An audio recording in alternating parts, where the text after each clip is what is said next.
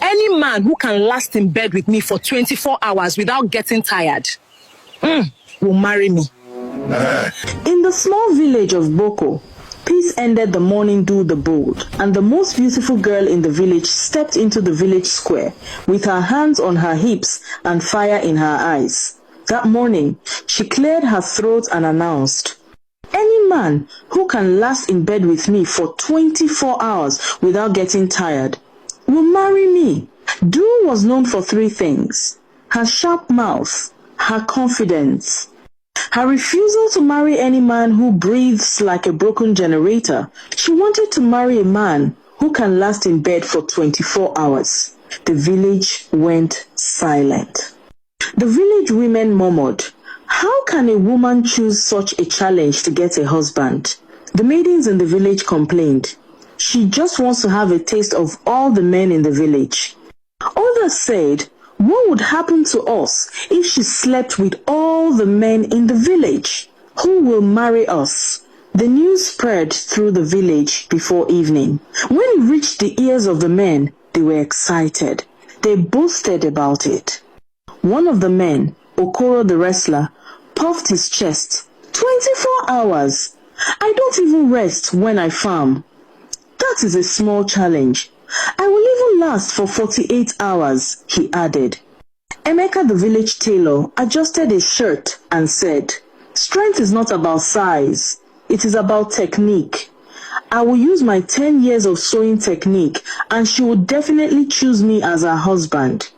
Chinedu the village dancer whispered to his friends, "I once danced all night at a wedding.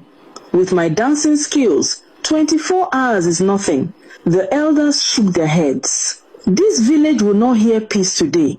What kind of madness is this? As for Dew, she sat in front of her compound waiting for the first man to start her challenge. By midday, the compound had turned into a gathering ground. Old women sat on low stools, pretending to peel cassava while their ears stretched like antennas. Even goats refused to stray far, as if they too wanted to witness history. Dew sat calmly on a wooden bench, chewing gum and smiling like someone who knew something others did not. Her confidence alone was already frightening some men. Okoro the wrestler arrived first, sweating even before anything had started. He rolled his shoulders, flexed his arms, and shouted, "Make space! A champion has arrived." The villagers cheered. Some women whispered, "This one has muscles, but does he have strength?" Okoro removed his shirt dramatically, threw it on the ground, and began to jog around the compound like someone warming up for war. He did push-ups. He slapped his chest. He shouted his clan's praise name. Dew watched him quietly. Emeka the tailor arrived next, carrying a small bag. Nobody knew what was inside. He greeted the elders respectfully and smiled.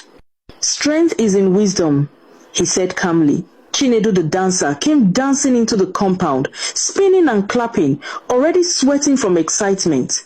He refused to sit down, saying his body must stay loose. Soon, other men began to gather at the edge, whispering and calculating in their heads.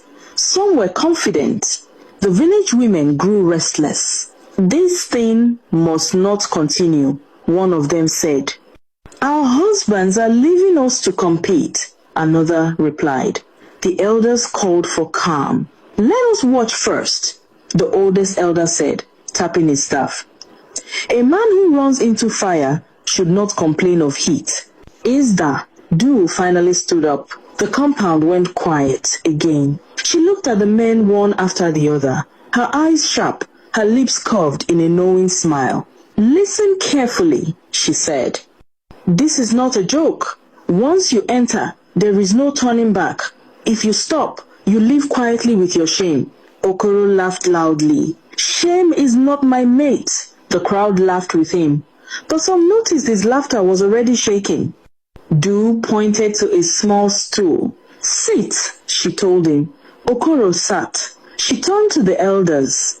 "Let everyone see. Let everyone hear. No stories later." The air was heavy. Even the birds went silent. Du stepped forward, steady and fearless, while Okoro swallowed hard and wiped his face. From the corner of the compound, Emeka adjusted his shirt again. Chinedu stretched his legs and whispered, "After him, it's my turn."